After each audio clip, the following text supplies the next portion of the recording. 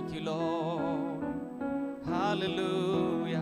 हमारे पिता की आराधना करने के लिए, हमारे यीशुआ की आराधना करने के लिए आज सुबह जब हम उसके भवन में हैं, दिल की गहराई से कहे पिता तेरी आराधना हो। Thank you Jesus. पिता तेरी आराधना हो, जीवन तुझको सौंपता हूँ, प्रेम तुझसे करता हूँ।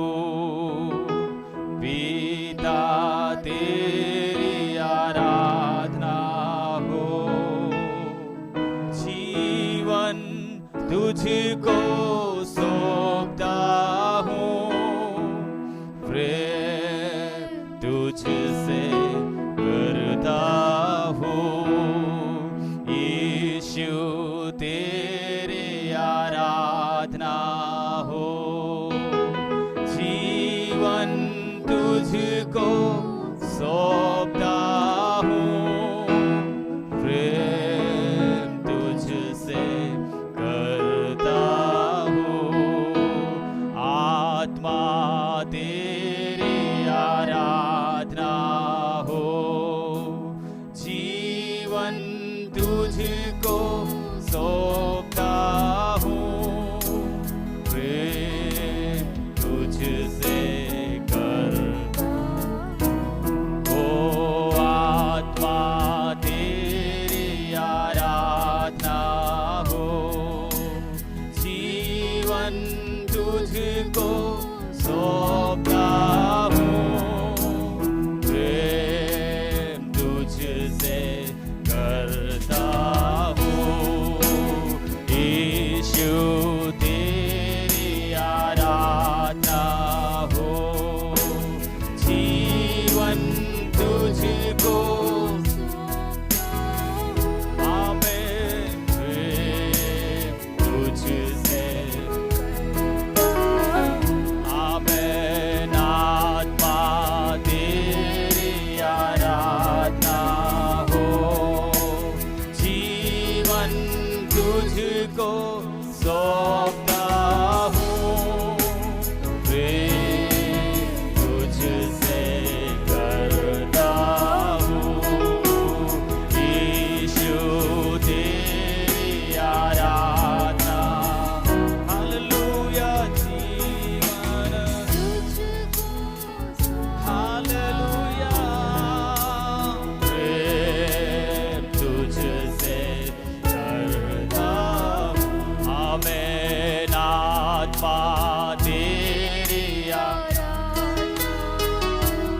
ओ जीवन तुझको सौंपता हूँ, प्रेम तुझसे करता हूँ।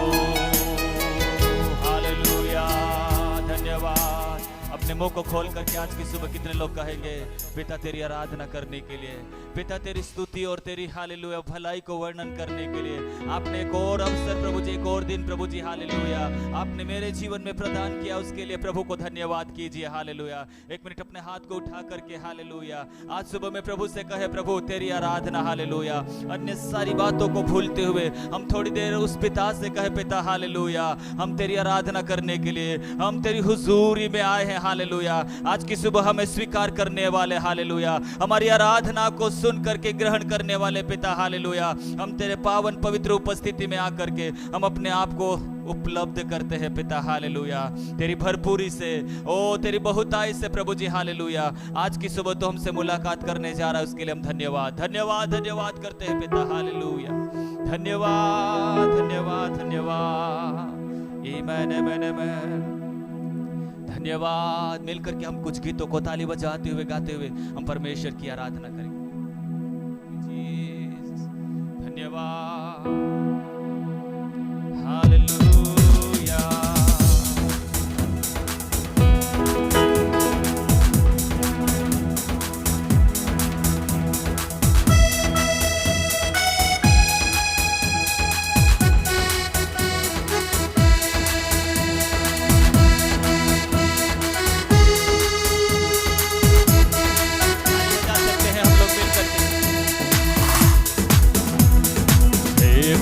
पवित्र आत्मा शक्ति हमें देना, हे पवित्र आत्मा शक्ति हमें देना। तेरी वो सामर्थ हमको चाहिए, हे प्रभु तू ये जानता है। तेरी वो सामर्थ हमको चाहिए, हे प्रभु तू ये जानता है। पहली शताब्दी के जैसे ही चिन्ह चमत्कार होने के लिए, पहली शताब्दी के जैसे ही चिन्ह चमत्कार होने के लिए, पहले से भी अधिक शक्ति तू हमको देना, पहले से भी अधिक शक्ति तू हमको देना। हे पवित्र आत्मा शक्ति हमें, मिल करके गाए, हे पवित्र आत्मा शक्ति हमें देना। तेरी वो सामर्थ हमको चाहिए, हे प्रभु तू ये जानता है। तेरी वो सामर्थ हमको चाहिए, हे प्रभु तू ये जानता है। वरदानों से सुशोभित हो, जड़ हमारी वचन में मजबूत हो। वरदानों से सुशोभित हो, जड़ हमारी वचन में मजबूत हो। जागृति हम में आने को आत्मा की बारिश भेज, जागृति हम में आने को आत्मा की बारिश हे पवित्र आत्मा, हे पवित्र आत्मा शक्ति हमें देना, हे पवित्र आत्मा शक्ति हमें देना। तेरी वो सामर्थ हमको चाहिए, हे प्रभु तू ये जानता है। तेरी वो सामर्थ हमको चाहिए, हे प्रभु तू ये जानता है। संसार की अभिलाषा से भागने और शैतान की शक्ति पर जय पाने, संसार की अभिलाषा से भागने और शैतान की शक्ति पर जय पाने, धीरज से तेरी सेवा करने अभिषेक करना हमें, धीरज से तेरी सेवा करने अभिषेक करना हमें। हे पवित्र आत्मा शक्ति हमें देना, आमीन आमीन। हे पवित्र आत्मा शक्ति हमें देना। तेरी वो सामर्थ हमको चाहिए, हे प्रभु तू ये जानता है। तेरी वो सामर्थ हमको चाहिए, हे प्रभु तू तू ये जानता है। पहली शताब्दी के जैसे ही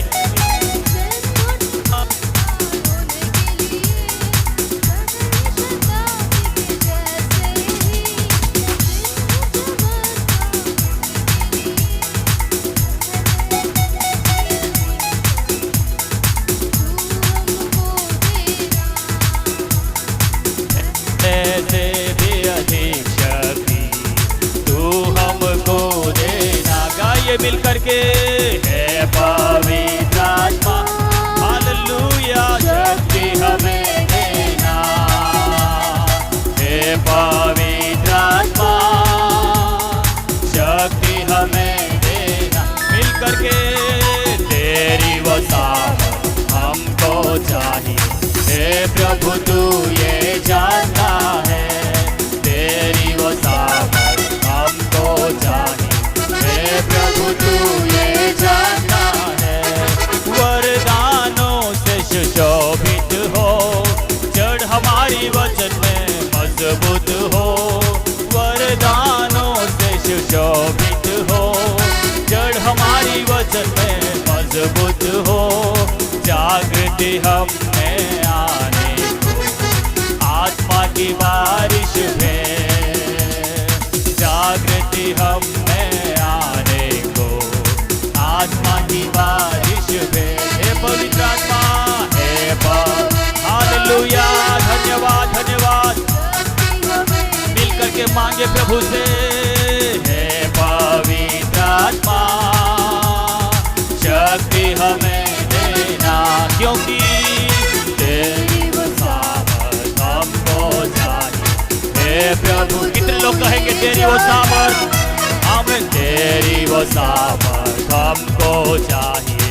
हे प्रभु, तू ये जानता है, वो संसार की अभिलाषा से भागने और शैतान की शक्ति पर जय पाने, संसार की अभिलाषा से भागने और शैतान की शक्ति पर जय पाने, धीरज से तेरी सेवा करने अभिषेक करना हमें, धीरज से तेरी सेवा करने अभिषेक करना हमें। हे पवित्र आत्मा, हे पवित्र आत्मा, हालेलुया, शक्ति हमें। मिल करके आज सुबह प्रभु से कहे, हे पवित्र, धन्यवाद धन्यवाद, शक्ति हमें, क्योंकि तेरी वो सामर्थ, तेरी वो सामर्थ हमको चाहिए। हे प्रभु, तू ये जानता है, तेरी वो सामर्थ हमको चाहिए। हे प्रभु, तू ये जानता है, तेरी वो सामर्थ हमको चाहिए। हे प्रभु, तू ये जानता, ओहो, तेरी वो सामर्थ हमको चाहिए। हे प्रभु, तू ये जानता है। ताली बजा करके प्रभु की आराधना करें। हालेलुया, वो पहले से भी अधिक, पिछली शताब्दी से बढ़कर के, हालेलुया, यीशु के नाम में चिन्ह और चमत्कार, यीशु के नाम में अद्भुत कार्य, हालेलुया। हमारे दिनों में हम देखना चाहते हैं, हमारे समय में हम देखना चाहते हैं, यीशु मसीह के नाम में हम देखेंगे, हालेलुया, यीशु मसीह के नाम में हम सुनेंगे, हालेलुया। Yes Lord.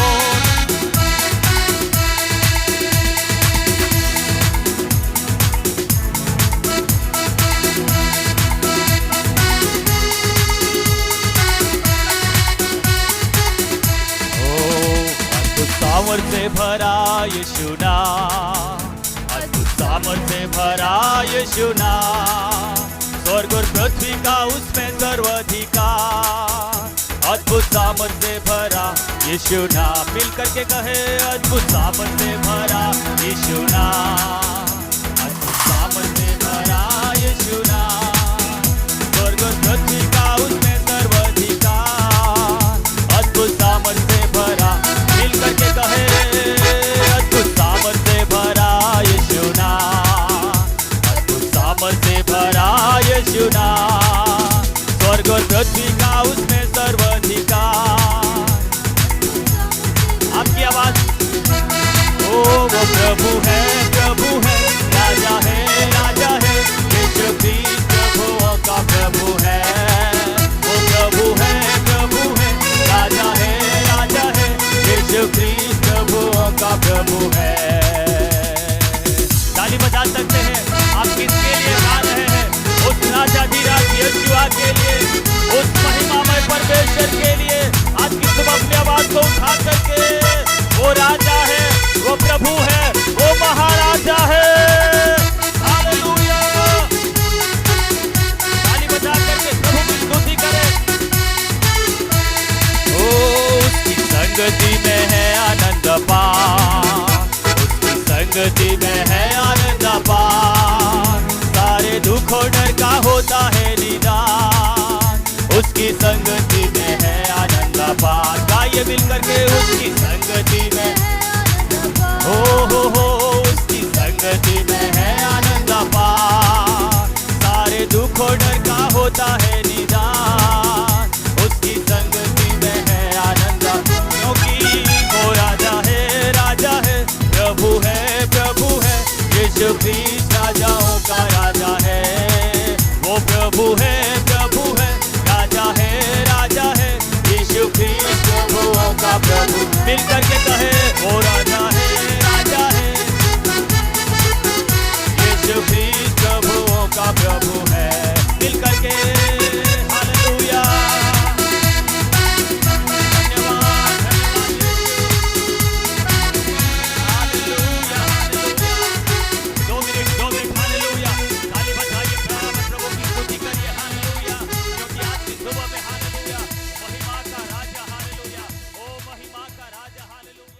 आज के संदेश का शीर्षक है डोंट क्विट, कीप गोइंग। हार मत मानना, आगे बढ़ते रहो। है ना? मेरे पीछे बोलिए, हार मत मानना, आगे बढ़ते चलो। वापस बोलिए, हार मत मानना, आगे बढ़ते चलो। हार मत मानना, आगे बढ़ते चलो। 8 का 18 हम पढ़ेंगे। वह लिखा है, क्योंकि मैं समझता हूं कि इस समय के दुख और क्लेश उस महिमा के सामने जो हम पर प्रकट होने वाली है कुछ भी नहीं है, कुछ भी नहीं है। प्रेरित पौलुस पवित्र आत्मा की प्रेरणा में रोमियो की पत्री के अंदर मसीही, मैं कहूंगा, उस विचारधारा के कुछ महत्वपूर्ण बातों को प्रायोगिक अंदाज के अंदर वे वहां पर लिख रहे हैं। 8वां अध्याय पवित्र आत्मा के नियंत्रण में किस रीति से हमारे जीवन के अंदर बदलाव आता है, उस विषय वस्तु के साथ में आरंभ होता है। उसका 1 से लेकर आप अगर आगे पढ़ते जाओगे तो आप वहां पर समझ सकते हैं कि कैसे हमारे व्यक्तिगत जीवन के अंदर प्रभु चाह रहा है कि हमारा ध्यान, हमारा फोकस आत्मा की बातों पर लगा रहे और हम शरीर की बातों से या शारीरिक बातों से हमारा ध्यान हटाकर हम आध्यात्मिक बातों के ऊपर, आत्मिक बातों के ऊपर हमारे ध्यान को हम क्या करें, हम केंद्रित करें। हमारे वर्तमान को नहीं, लेकिन हमारे भविष्य को ध्यान में रखते हुए जीवन यात्रा में प्रतिदिन की चुनौतियों का सामना करने के लिए पवित्र आत्मा यहां पर इस अध्याय के अंदर हमें सिखाता है। और उसी क्रम के अंदर 18वें पद के अंदर जब प्रभु का दास उस पत्री के अंदर आता है, वो लिख रहा है, क्योंकि मैं समझता हूं। पौलुस लिख रहा है कि मैं समझता हूं। क्या समझता हूं? कि इस समय के दुख और क्लेश, है ना, वर्तमान समय के दुख और क्लेश उस महिमा के सामने जो हम पर प्रकट होने वाली है कुछ भी नहीं है। ना? वर्तमान और भविष्य। वर्तमान में क्या हो रहा है? कम ऑन, क्या हो रहा है वर्तमान में? दुख और क्लेश। लेकिन भविष्य में क्या होने वाला है? एक महिमा प्रकट होने वाली है। क्या प्रकट होने वाली है? एक महिमा प्रकट होने वाली है। जिसने महिमा को प्रकट होने वाली महिमा के बारे में जिसके पास में एक प्रकाशन है, वो वर्तमान दुख और क्लेशों में खड़ा रह सकेगा। है ना? कौन खड़ा रह सकेगा?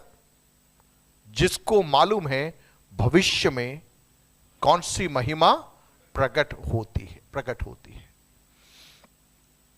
तितली के लाइफ साइकिल के बारे में हमने उस वीडियो के अंदर देखा। हमने उस पूरे वीडियो को देखा, हमने समझा, तो अब हमको मालूम पड़ गया कि एक तितली बनना है तो उसको क्या करना पड़ेगा? उस प्रक्रिया से होकर गुजरना पड़ेगा। तो क्या करोगे आप? जानबूझकर जब तितली उस प्रक्रिया में से होकर गुजर रही है, आप उसकी मदद नहीं करोगे। आप उसकी मदद नहीं करोगे। आपका हाथ उसको आप टच नहीं करोगे। क्यों नहीं करोगे? क्योंकि आपको मालूम है उस प्रक्रिया के बीच में अगर मैंने दखलंदाजी कर दी तो वो कीड़ा क्या नहीं बन पाएगा? तितली नहीं बन पाएगा। कीड़ा उड़ नहीं सकता, लेकिन तितली उड़ सकती है। कीड़ा रेंगता है। कीड़ा क्या करता है? रेंगता है। और वो जो भी चीज आ रही है उसको नीचे नीचे से वो खा रहा है, लेकिन तितली क्या करती है? वो खाती नहीं है, वो पीती है। फलों का क्या करती है? फूलों का जो रस है उसको चूसती है। कीड़ा क्या कर रहा है? जो भी आ रहा है उसको खा रहा है। दोनों में जमीन आसमान का फर्क है। दोनों में जमीन आसमान का फर्क है। आपका वर्तमान और आपका भविष्य, दोनों में फर्क है। कितने लोग मेरी बात को समझ पा रहे हैं? हमारा वर्तमान और हमारा भविष्य, इसमें क्या है? एक फर्क है, एक बड़ा फासला है। वर्तमान क्लेशों के मध्य में, दुखों के मध्य में, यदि मेरे और आपके अंदर भविष्य में जो महिमा प्रकट होने वाली है, उस महिमा के बारे में एक प्रकाशन होगा, तो हम वर्तमान चुनौतियों का सामना हम हिम्मत के साथ में कर सकेंगे। हालेलुया। क्योंकि हमारे अंदर एक कॉन्फिडेंस रहेगा कि ये जो क्लेश है, इनके द्वारा एक बड़ी महिमा मेरे जीवन के अंदर प्रकट होने वाली है। कुछ पदभागों को मैं आपके सम्मुख रखना चाहूंगा। रोमियो की पत्री 5वां अध्याय, उसका 3 से 5 पदों को हम देखेंगे। रोमियो की पत्री 5, 3 से 5 वहां लिखा है, केवल यही नहीं वरन हम क्लेशों में भी घमंड करें, यह जानकर कि क्लेश से धीरज और धीरज से खरा निकलना और खरे निकलने से आशा उत्पन्न होती है, और आशा से लज्जा नहीं होती, क्योंकि पवित्र आत्मा जो हमें दिया गया है उसके द्वारा परमेश्वर का प्रेम हमारे मन में डाला गया है। यहां पर पौलुस क्या कह रहा है? क्लेशों में मैं दुखी नहीं हो रहा, क्लेशों में मैं अपने आप को कोस नहीं रहा कि मेरे साथ ही ऐसा क्यों हो रहा है, लेकिन मैं क्लेशों में घमंड कर रहा हूं। हालेलुया। कितने लोग मेरी बात को समझ पा रहे हैं? क्लेशों में क्या कर रहा है? वो घमंड कर रहा है। क्यों घमंड कर रहा है? क्योंकि उसको मालूम है वो महिमा जो प्रकट होने वाली है। उसको मालूम है जितना अधिक वर्तमान में मैं क्लेशों से गुजरूंगा, उतनी अधिक महिमा मेरे जीवन के अंदर प्रकट होगी। Hallelujah, hallelujah. जोर से बोले हालेलुया। देखिए, वर्तमान दुख और वर्तमान क्लेश के अंदर से होकर जब हम गुजरते हैं, हमारे अंदर एक महिमा का स्तर प्रकट होने जा रहा है। हमारे जीवन के अंदर पवित्र आत्मा की ओर से कुछ बदलाव और कुछ रूपांतरण मेरे और आपके व्यक्तिगत जीवनों में होते हैं। और खुलकर मैं बोलूं, परमेश्वर जिस मंजिल पर हमें पहुंचाना चाहता है, उस मंजिल पर पहुंचना है, तो उस प्रक्रिया में से होकर हमें क्या करना पड़ेगा? गुजरना पड़ेगा। पौलुस को यह समझ में आ गया, तो पौलुस क्या कह रहा है? क्लेशों में मैं क्या करता हूं? घमंड करता हूं। और वो दूसरे लोगों को भी कह रहा है, आपको भी क्या करना है? जब क्लेश आता है, जब चुनौती आती है, जब समस्याएं आती है, आपको भी क्या करना है? उसमें घमंड करना है। क्यों घमंड करना है? क्योंकि क्लेशों से क्या उत्पन्न होता है? धीरज। क्या उत्पन्न होता है? धीरज। धीरज से क्या उत्पन्न होता है? खरा निकलना, और खरे निकलने से क्या उत्पन्न होता है? आशा उत्पन्न होती है। बोले मसीही जीवन, जोर से बोले, मसीही जीवन एक प्रक्रिया है, एक प्रक्रिया है जिसमें से होकर हम सबको गुजरना पड़ेगा। शॉर्टकट नहीं है। बोले शॉर्टकट नहीं है। और जोर से बोले शॉर्टकट नहीं है। यूसुफ के बारे में हम सब जानते हैं। यूसुफ के बारे में हम सब जानते हैं। कई बार हमने उसके बारे में यहां पर सीखा है। उसके पास में एक स्वप्न था। उसके पास में एक स्वप्न था। स्वप्न तो था, लेकिन यूसुफ को भी नहीं मालूम था कि वो स्वप्न पूरा होने के लिए कितनी बड़ी कीमत उसको चुकानी पड़ेगी। देखिए, जब स्वप्न यूसुफ ने देखा तो यूसुफ बड़ा एक्साइटेड हो गया, उत्साहित हो गया। उत्साहित होकर अपने भाइयों के पास में जाकर स्वप्न बताने लगा, अपने पिता के पास में जाकर स्वप्न बताने लगा। क्यों? क्योंकि वो एक्साइटेड था। अगर मान लीजिए कोई आकर आपके सिर पर हाथ रखकर भी आपके लिए भविष्यवाणी करे कि तू आने वाले दिनों में एक बहुत बड़ा व्यक्ति बनने जा रहा है, तो हम क्या करेंगे? हम उसका वीडियो रिकॉर्डिंग करेंगे, हम उसको स्टेटस बनाएंगे, पूरी दुनिया को हम बताएंगे, क्योंकि इस भविष्यद्वक्ता ने मेरे सिर पर हाथ रखा और क्या बोला? तू ये बनने जा रहा है। लेकिन मैं आपको कहूंगा, थोड़ा ठहरिए।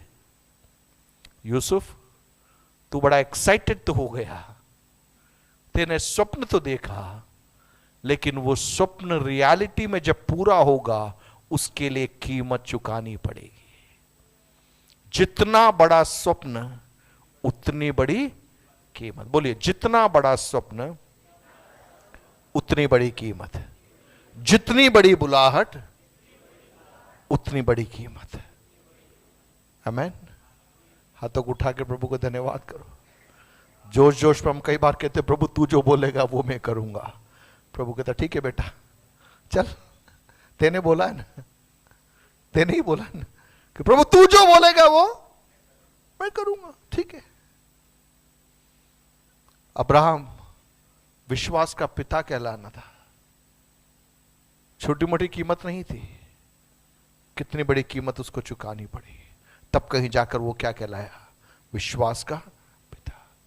देखिए यूसुफ के जीवन में प्रभु ने उसको स्वप्न दिया, लेकिन उस स्वप्न के पूर्तिकरण तक पहुंचने के लिए उसको एक प्रक्रिया से होकर गुजरना पड़ा। बीच में वो भी थोड़ा थक गया, हमारे समान वो भी थक गया। जब कारागृह में था, जब वो कारागृह में था, वहां पर दो व्यक्ति कारागृह में पहुंचे, है ना, खिलाने हारा और पिलाने हारा। दोनों ने एक स्वप्न देखा। स्वप्न किसको बताया? यूसुफ को बताया। यूसुफ ने स्वप्न का उत्तर भी दे दिया, बोला कि भाई एक तो निबट जाएगा, एक बच जाएगा। यूसुफ ने दोनों में से एक को बोला, जब तू बच जाएगा तो राजा को बोलना कि एक बेगुनाह कहां पड़ा हुआ है? कारागृह में पड़ा है। आप मेरे साथ हैं? यूसुफ ने स्वप्न देखा था। क्या स्वप्न देखा था? तारे, चंद्रमा, सूर्य, पूले, ये सब मेरे सामने क्या कर रहे हैं? दंडवत कर रहे हैं।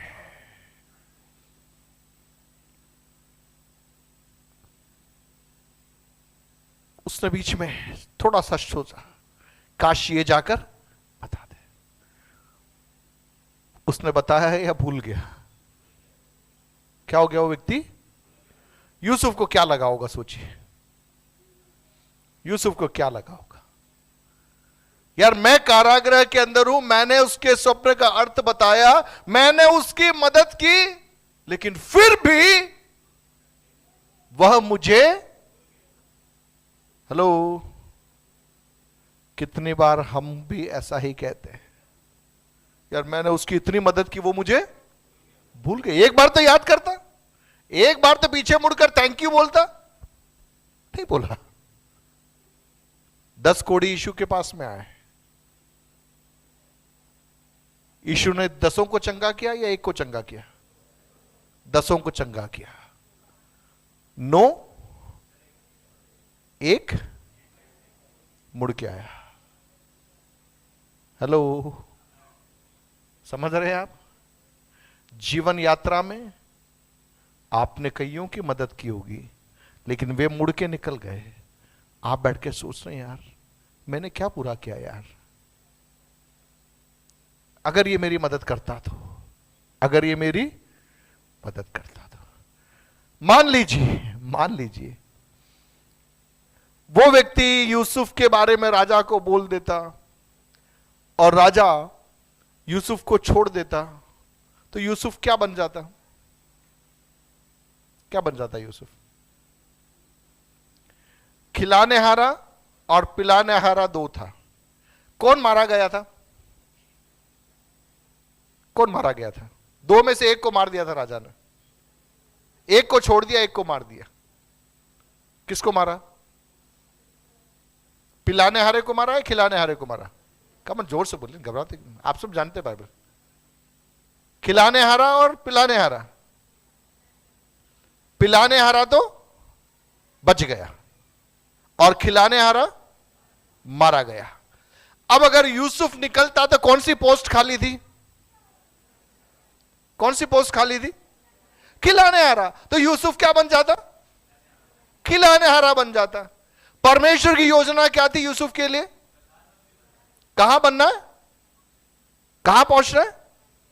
मिस्र में राजा के बाद में नंबर 2 बनना है। शॉर्टकट के चक्कर में क्या बन के रह जाता वो? खिलाने हारा। कारागृह से तो ठीक है ना, खिलाने हारा, कारागृह से तो ठीक है, कौन? खिलाने हारा।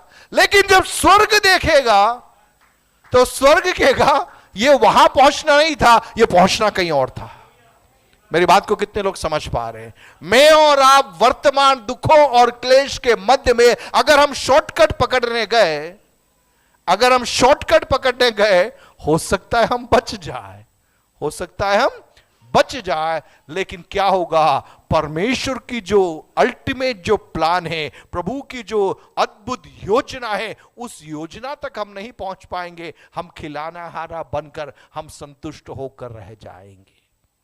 हालेलुया। लेकिन जिसने बुलाया है ना, वो कई बार लोगों को बुलवा देता है।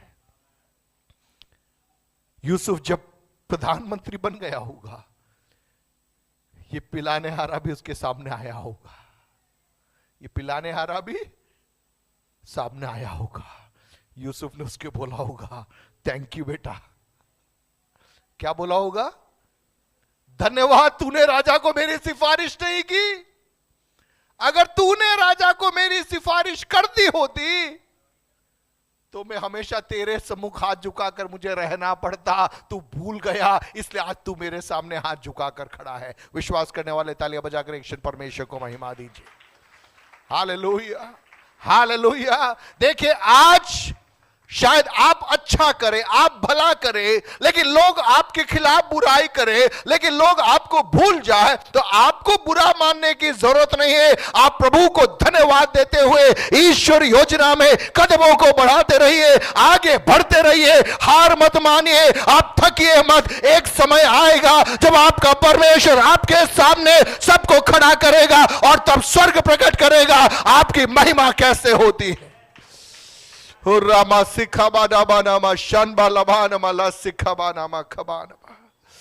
पौलुस के पास में वो प्रकाशन था, भविष्य में प्रकट होने वाली महिमा। उसके कारण वर्तमान क्लेशों में वो क्या कर रहा है? वो घमंड कर रहा है, घमंड कर रहा है, क्योंकि उसको मालूम है कुछ मेरे जीवन में हो रहा है। जीसस। यूहन्ना 16:33 निकालिए।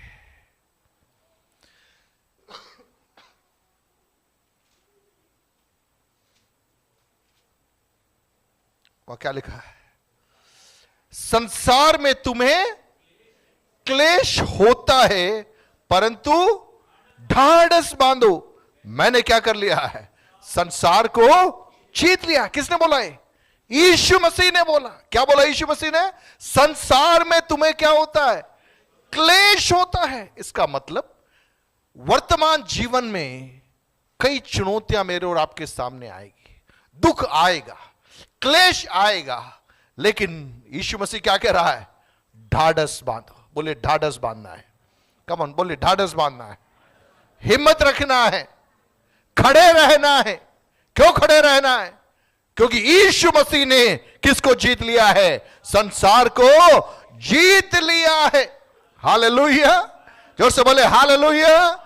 देखिए, जब यीशु मसीह स्वयं क्लेशों से और दुखों से होकर गुजरा, और उस दुख की यात्रा के अंदर जब वो अकेलेपन से होकर गुजरा, पीड़ाओं को उसने सहा, वो दृढ़ता के साथ में बना रहा, खड़ा रहा, और वो अंत में क्या कह रहा है? मैंने संसार को जीत लिया है। हालेलुया। एक ऐसी पीढ़ी को पवित्र आत्मा खड़ा करना चाहता है जो ये कहेगी, हमने भी जीता है, हमने भी जीता है। हालेलुया। और देखिए 16:21, यूहन्ना 16:21।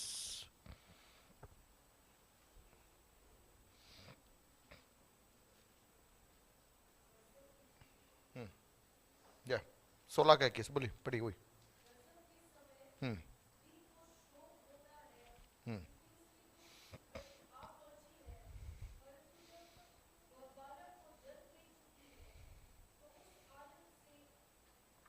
इस आनंद से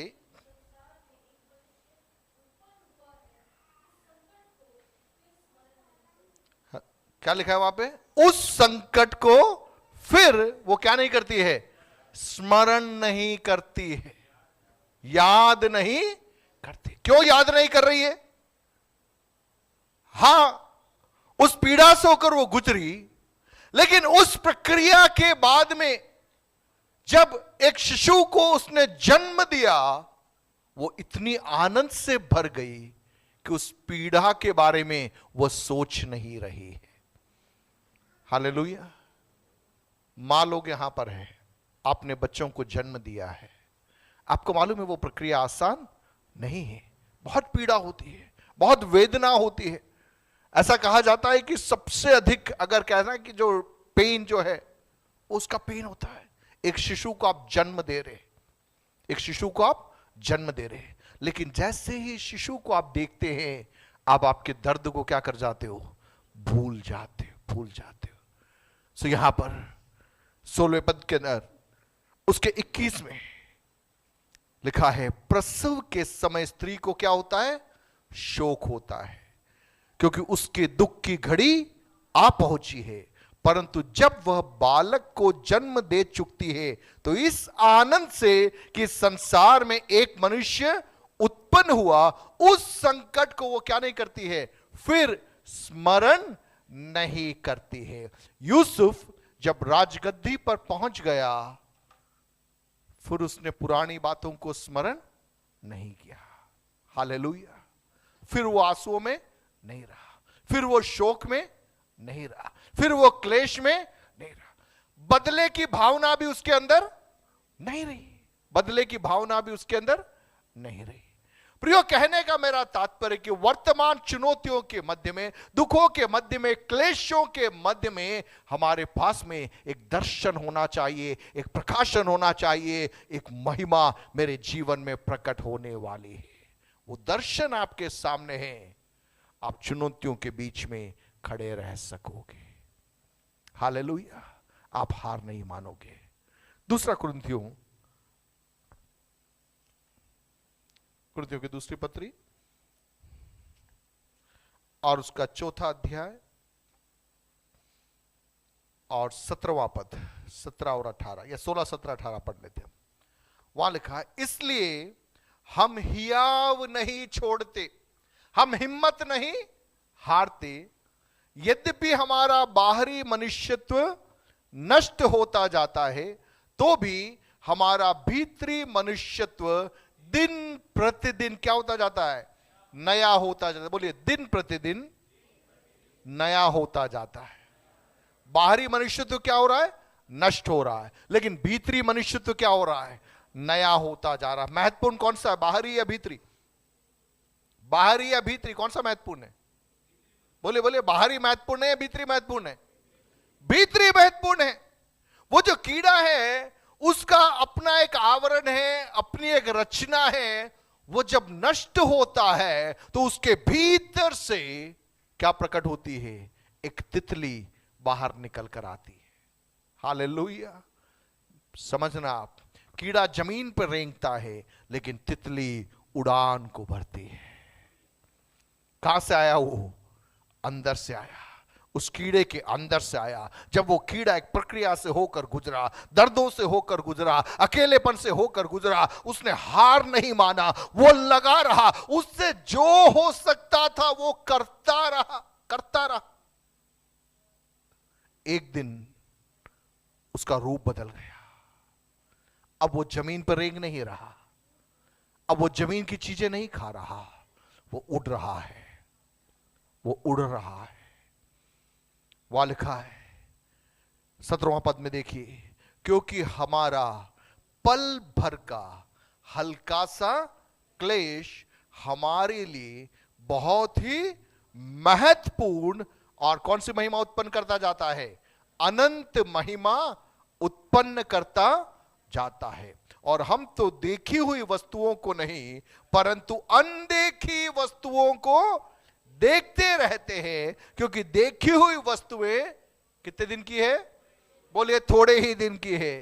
कम जोर से बोलिए, थोड़े ही दिन की है, परंतु अनदेखी वस्तुएं सदा बनी रहती है। हालेलुया। जोर से बोलिए, हालेलुया। देखिए, यीशु मसीह के पीछे जब हम चल रहे हैं ना, वो देखी हुई वस्तुओं के लिए हम नहीं चल रहे, हम तो अनदेखी वस्तुओं के लिए चल रहे हैं। क्योंकि देखी हुई वस्तुएं थोड़े ही दिनों के लिए है, लेकिन अनदेखी वस्तुएं सदा के लिए है। हालेलुया। अनदेखी वस्तुएं सदा के लिए है। प्रियो, जब यह प्रकाशन मेरे और आपके अंदर आ जाएगा, वर्तमान दुख और क्लेशों के मध्य में हम सामर्थ के साथ में हम खड़े हो पाएंगे। हम खड़े हो पाएंगे, अन्यथा हम खड़े नहीं हो पाएंगे, हम टिक नहीं पाएंगे। एक पद और मेरे दिल में आ रहा है, मैं वो भी पढ़ना चाहूंगा। इब्रानियों के पत्र उसका 11वां अध्याय निकालिए आप। इब्रानियों के पत्र उसका 11वां अध्याय।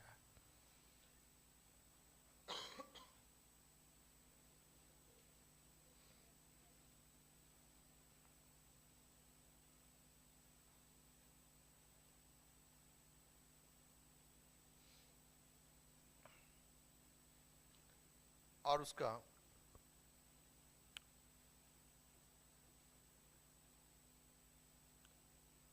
33 से हम पढ़ेंगे। वहां लिखा है, इन्होंने विश्वास ही के द्वारा राज्य जीते, धर्म के काम किए, प्रतिज्ञा की वस्तुएं प्राप्त की, सिंहों के मुंह बंद किए, आग की ज्वाला को ठंडा किया, तलवार की धार से बच निकले, निर्बलता में बलवंत हुए, लड़ाई में वीर निकले, विदेशियों की फौज को मार भगाया, स्त्रियों ने अपने मरे हुओं को फिर जीवित पाया, कितने तो मार खाते खाते मर गए, है ना, वहां से ध्यान दीजिए, कितने तो मार खाते खाते मर गए और छुटकारा न चाहा, छुटकारा न चाहा।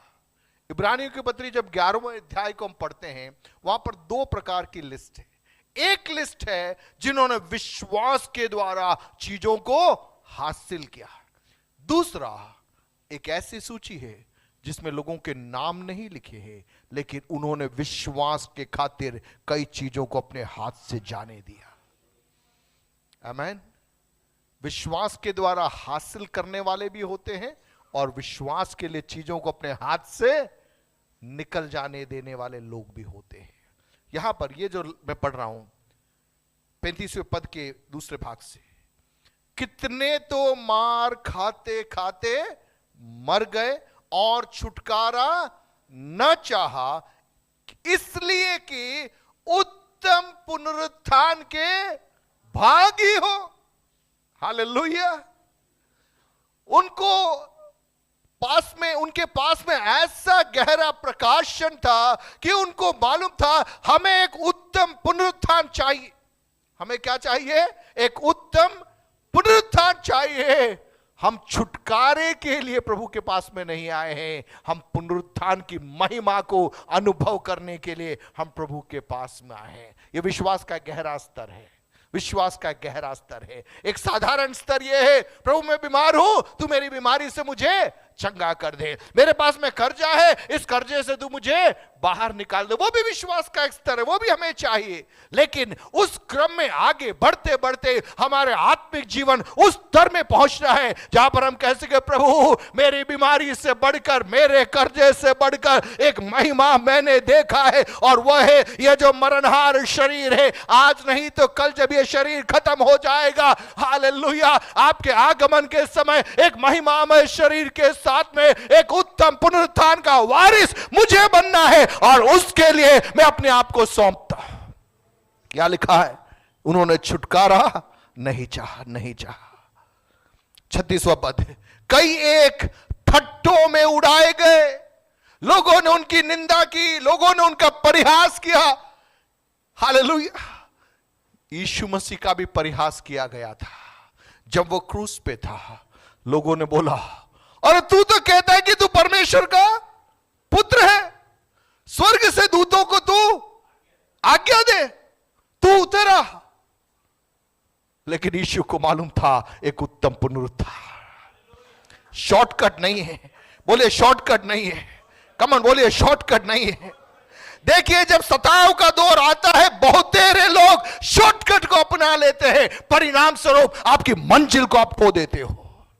आत्मा में मैं भविष्यवाणी करना चाहूंगा, मैं और आप विरोध के मध्य में, सताव के मध्य में, क्लेशों के मध्य में प्रभु का आत्मा चाहता है हमें खड़े रहना है, हमें दृढ़ता के साथ में बने रहना है, क्योंकि एक अनंतकालीन महिमा मेरे और आपके जीवन में प्रकट होना है। रामा सिखा बाल बाल आशान बाल इसमें खोद, कई एक ठट्टों में उड़ाए जाने और कोड़े खाने, वरन बांधे जाने और कैद में पड़ने के द्वारा परखे गए, पथराव किए गए, आरे से चीरे गए, उनकी परीक्षा की गई, तलवार से मारे गए। वे कंगाली में और क्लेश में और दुख भोगते हुए भेड़ों और बकरियों की खाले ओढ़े हुए इधर उधर मारे मारे फिरे, और जंगलों और पहाड़ों और गुफाओं में और पृथ्वी की दरारों में भटकते फिरे। इसके बाद एक पद है जो मुझे बहुत पसंद है, वहां लिखा है संसार उनके योग्य न था। हालेलुया। संसार उनके योग्य न था। आमेन। इसलिए उनका नाम भी वहां नहीं लिखा है। हम अब्राहम का नाम जानते हैं, हम यूसुफ का नाम जानते, हम दानियल का नाम जानते, पौलुस का नाम जानते, लेकिन यहां पर गुमनाम लोगों की सूची है, उनके बारे में कहा है the world was not worthy, संसार उनके योग्य नहीं था। दूसरे शब्दों में स्वर्ग कह रहा है यार इनका नाम मुंह में लाने की योग्यता इस संसार में किसी के अंदर नहीं है, इसलिए इनका नाम भी वहां नहीं लिखा जाएगा। हालेलुया। आप समझ रहे, कितने लोग मेरी बात को समझ पा रहे हैं? पवित्र आत्मा आज की सुबह गहराई के अंदर ले जाना चाहता है। संसार उनके योग्य नहीं था। स्वर्ग कमेंट कर रहा है, स्वर्ग लिख रहा है। हालेलुया। आज वर्तमान परिवेश के अंदर कई बार हम नाम के चक्कर में घूम रहे हैं। हम चाहते कि लोग हमें जाने, हम चाहते कि लोगों के बीच में मैं बड़ा अगुआ बन जाऊं, लेकिन परमेश्वर कहता है संसार में छिप कर रहने के लिए और एक ऐसी गवाही स्वर्ग तेरे बारे में देने के लिए कि संसार इनके योग्य नहीं था। शिखा बाना बाना लामा शिखा बाना बाना सिख भी खोरो बोरो। समय निकालकर उस अध्याय को घर पे जाके पढ़ना। एक अगला स्तर पवित्र आत्मा वहां पर दे रहा है। जीसस।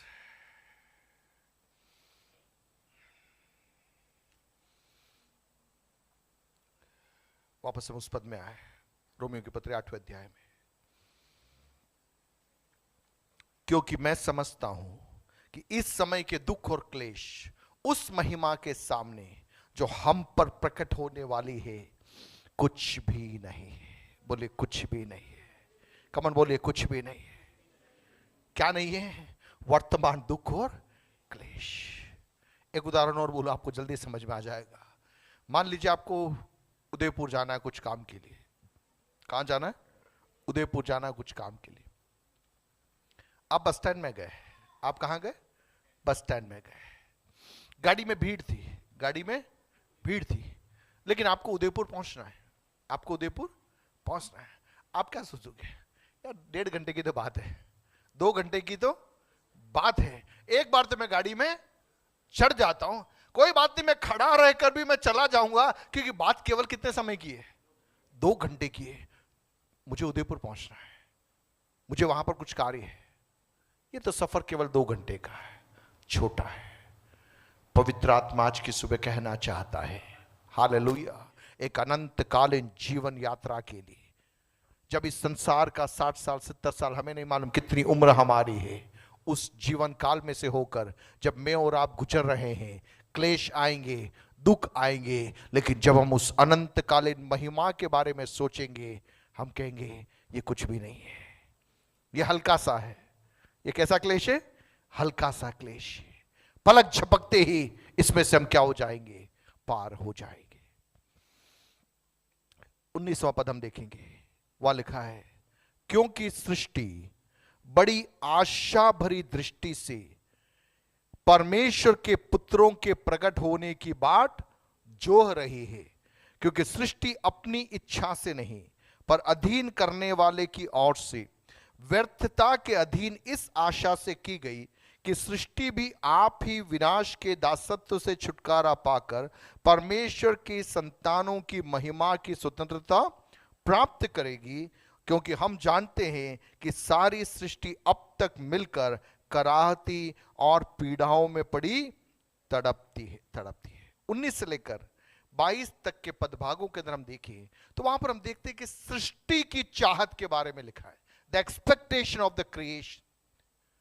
जो सृष्टि है वो क्या चाह रही है? किसके प्रकटीकरण को देख रही हो? किसके प्रकटीकरण के लिए? परमेश्वर के पुत्रों के प्रकटीकरण की बाट कौन जो हो रहा है? पृथ्वी जो हो रही है, पृथ्वी जो हो रही है। ये जो पद है इसके दो प्रकार से हम इसके अर्थ को समझ सकते हैं। एक अर्थ है प्रकाशित वाक्य उसके 21वें अध्याय में हम देखते हैं कि नया आकाश और नई पृथ्वी आएगी, जब सब कुछ बदल जाएगा, जब परमेश्वर सबको नया बना देगा, वो एक अर्थ है। लेकिन आज मैं उस अर्थ में नहीं जाना चाहता हूं। उसका दूसरा एक अर्थ है वर्तमान काल में, वर्तमान परिवेश के अंदर ये पृथ्वी अर्थात हम जहां रहते हैं, जो गांव, जो शहर, जो जिला, यहां का जो सराउंडिंग, आपको मालूम है वो क्या बाट जो हो रहा है? डूंगरपुर का सराउंडिंग बाट जो हो रहा है कि यहां पर परमेश्वर के पुत्र लोग प्रकट होने हैं। Hallelujah, hallelujah. टाइटल के चक्कर में नहीं, यहां बात बड़ी कलीसिया की भी नहीं हो रही है, बड़ी बिल्डिंग की भी नहीं हो रही है, धुरंधर प्रचारक की भी नहीं हो रही है। डूंगरपुर किसका वेट कर रहा है? कब यहां पर परमेश्वर के पुत्र लोग खड़े होंगे? हालेलुया। कब परमेश्वर की पुत्रियां यहां पर खड़ी होगी, उसकी बाट ये सृष्टि देख रही है। हालेलुया। आप समझ रहे हैं? पवित्र आत्मा आज की सुबह एक गहरे प्रकाशन को आप तक पहुंचाना चाहता है। पीड़ा के दौर में, सताव के दौर में कई बार इमारतें गिरा दी जाती है, जमीनें ले जाती है, लोगों को दौड़ाया जाता है, भगाया जाता है, लेकिन उसके बीच में परमेश्वर के पुत्र लोग प्रकट हो जाते हैं, परमेश्वर के पुत्रियां प्रकट हो जाती है और सृष्टि कहती है इसी के लिए तो हम करा रहे थे। हालेलुया। देखिए, परमेश्वर की योजना इमारत नहीं है, परमेश्वर की योजना संस्था नहीं है, परमेश्वर की योजना कोई बड़ा पद नहीं है, कोई टाइटल नहीं है, आपको लीडर बनाना नहीं है, लेकिन परमेश्वर की योजना है मेरे पुत्र का स्वभाव इसमें प्रकट होना है। आत्मा में आराधना करिए। हालेलुया। इस सीजन के अंदर से अनावश्यक डर हमारे अंदर से जाने पाए, अनावश्यक मोह माया हमारे अंदर से जाने पाए, पवित्र आत्मा एक नए बल के साथ में इस मौसम में मुझे और आपको खड़ा करने पाए। परमेश्वर के पुत्रों के प्रकटीकरण का मौसम भारत में आ चुका है। तालियां बजाकर आत्मा में स्वीकार करना आरंभ कीजिए। रोशा खाबा नामा और सोखो बनो बनो लामा सिखा बना बना मारिबानमा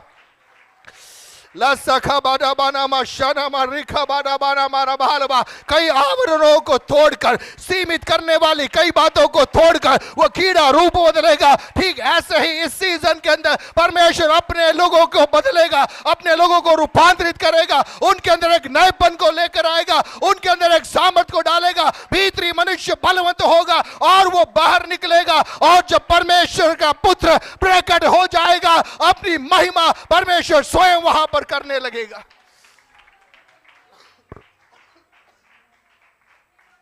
जीसस, बहुत तेरे बार हमसे भूल हो गई।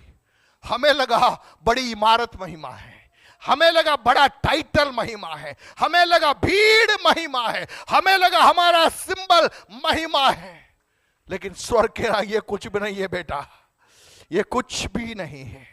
जब ये सब चला जाएगा तब क्या तू खड़ा रह पाएगा? वो होता है पुत्र। हालेलुया। क्रूस पर जब यीशु मसीह लटका हुआ था, वहां पे वो चमत्कार नहीं कर रहा था। He was not a miracle worker. वो चमत्कार नहीं कर रहा था, बड़ा टाइटल भी नहीं ले रहा था। नग्नावस्था में जब वो पड़ा था, उसे मालूम था आई एम सन, मैं पुत्र हूं। उसे मालूम था पुत्र हूं मैं। और आप देखिए वो आज्ञाकारिता की हद में उस पॉइंट तक वो चला गया कि उसने अपना सर्वस्व पिता की इच्छा के लिए सौंप दिया। ही बिकेम टोटली एम्प्टी, पूरी रीति से वो खाली हो गया। और जब वो खाली हो गया, परमेश्वर ने उसे खड़ा किया, उसे वह नाम दिया जो सब नामों में ऊंचा नाम है, जीसस। प्रार्थना करें, आंखें बंद करें, सभी लोग आत्मा में प्रार्थना करें। सृष्टि बाट जो हो रही है परमेश्वर के पुत्रों के प्रकटीकरण के लिए, परमेश्वर की पुत्रियों के प्रकटीकरण के लिए। ओ रामाना मा सिखा बाडा बाना मा शाना मा लाबाना मा लाबा मा सिखा बाडा बाना मा खोरी भी खबाना मा होडा बाना मा सिखा बाडा बाना मा खारा बाना मा रबालबा। चारों ओर जब पाप है, चारों ओर जब बुराइयां है, चारों ओर जब भ्रष्टाचार है, चारों ओर अपराध का माहौल है, चारों ओर अंधकार का माहौल है, इसके मध्य में स्वर्ग ढूंढ रहा है, कहाँ है मेरा पुत्र, कहाँ है मेरी पुत्री जो प्रेम के लिए खड़ी रहेगी, जो क्षमा के लिए खड़ी रहेगी। और राशारा माला मामा सिखा बाडा बाना मा खारा बालाबा। यहाँ पर बात ईंट का जवाब पत्थर से देने के लिए नहीं है, यहाँ पर परमेश्वर देखना चाहता है कौन है जो मेरे पुत्र के स्वभाव को प्रकट करेगा, कौन है जो मेरे पुत्र के अनुसार उस चाल चलन में चलेगा। और सिखा बाडा बाना मा लम सिखा बाना मा रबालबा। सभी लोग आत्मा में प्रार्थना करें, 2-3 मिनट अन्य भाषा में प्रार्थना करें। हालेलुया। अनावश्यक डर जाने पाए, अनावश्यक भय जाने पाए, हर प्रकार का संदेह जाने पाए। आज की सुबह पवित्र आत्मा आपसे कह रहा है, भी बने रहे, बने रहे, बने रहे, दृढ़ता के साथ में आप खड़े रहिए। आपको आगे बढ़ना है, आपको आगे बढ़ना है, आपको आगे बढ़ना है। कारागृह आपको रोक नहीं पाएगा, वो चुनौती आपको रोक नहीं पाएगी। रोशानामा खबानमा हाडा बानामा लामामा सिखा बाडा बानामा रिबानमा रैडबानमा अस्मि खोरोबो लोबो शनामा खबानमा। एक महिमा है, उस महिमा के लिए मैं और आप आगे बढ़ रहे हैं, उस महिमा के लिए मैं और आप आगे बढ़ रहे हैं। स्तिफनुस हालेलुया, वो जब संदेश दे रहा था, बैठ के वो प्रचार कर रहा था, लोगों की भीड़ स्तिफनुस के खिलाफ इकट्ठी हो गई, लोग पत्थर उठा कर रहे, लेकिन स्तिफनुस स्वर्ग की ओर उसकी आंखें लगी हुई है और वह खुले हुए स्वर्ग को देख रहा है। मनुष्य का पुत्र है, ओ हालेलुया, अपने स्थान से उठ खड़े हुए। और सिखा बाडा बाना मा खबारबा। लोग कह रहे स्तिफनुस तुझे पत्थर मारा जा रहा है, लेकिन स्तिफनुस तू पत्थर को नहीं देख रहा, लेकिन परमेश्वर के पुत्र को देख रहा है, उस महिमा को देख रहा है। क्योंकि स्तिफनुस को मालूम पड़ गया मेरा जीवन यहाँ पर समाप्त हो जाएगा, लेकिन मैं स्वर्ग की महिमा को मैं देखने जा रहा। और आत्मा में आराधना कीजिए, आत्मा में आराधना कीजिए। हालेलुया। हमारी स्थितियां प्रभु बदलने जा रहा है, हमारी अवस्थाओं को बदलने जा रहा है। और शादा बाला बाला खबाना मा लम्सी खबाना मा लाइमी में सिखोर भी खबाना मा राइड बाना मा होडो बखोरो बाना मा रडा बाना मा रबाना मा मा खड़ा बाना मा रबाना मा लम्सा खबाना मा लामा मा शिखा बाना बाना मा। हो कष्टों के बीच में, मुसीबतों में, संकट के समयों में तेरी आराधना। कष्टों के बीच में, मुसीबतों में, संकट के समयों में तेरी आराधना, आराधना। मिलकर ऊंची आवाज मेरे यीशु की आराधना हर हाल में। कितने लोग कहेंगे आराधना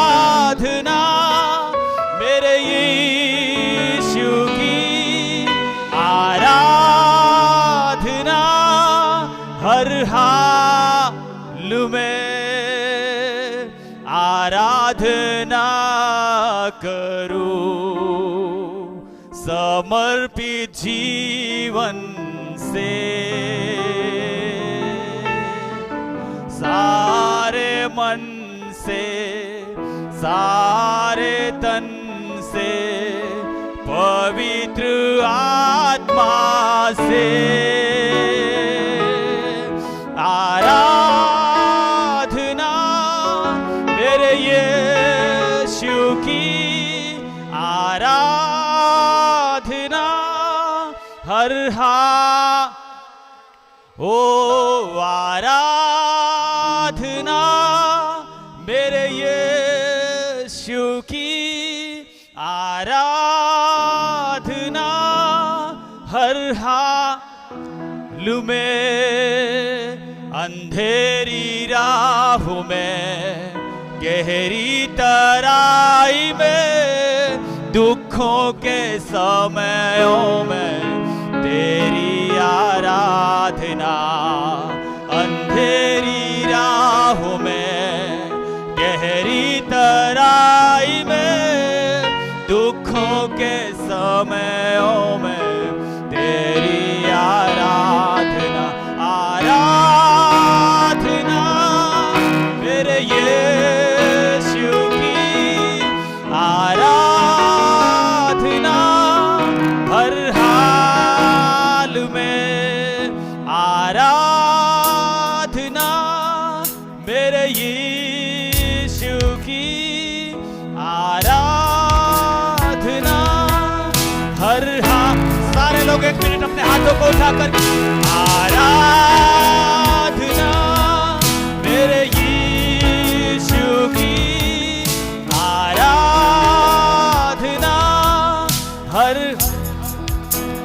में कष्टों के बीच में मुसीबतों में संकट के समयों में तेरी आराधना कष्टों के बीच में ऊंची आवाज में मिलकर मुसीबतों में संकट के समयों में तेरी आराधना आराधना मेरे यीशु की आराधना हर हाल। आइए मिलकर के कहे आराधना मेरे यीशु की आराधना हर हाल में अंधेरी राहों में गहरी तराई में दुखों के समयों में तेरी आराधना अंधेरी राहों में गहरी तराई में दुखों के समयों में तेरी सारे लोग कहे आराधना मेरे ये अपने हाथों को उठा करके अपने यीशु के लिए हो हर हाल में हो आरा चाहे हाल कैसा भी क्यों ना हो। यस लॉर्ड हो आराधना हो आराधना मेरे यीशु की आराधना हर आइए मिलकर के घोषणा करें आराधना मेरे स्तुतियों के बीच में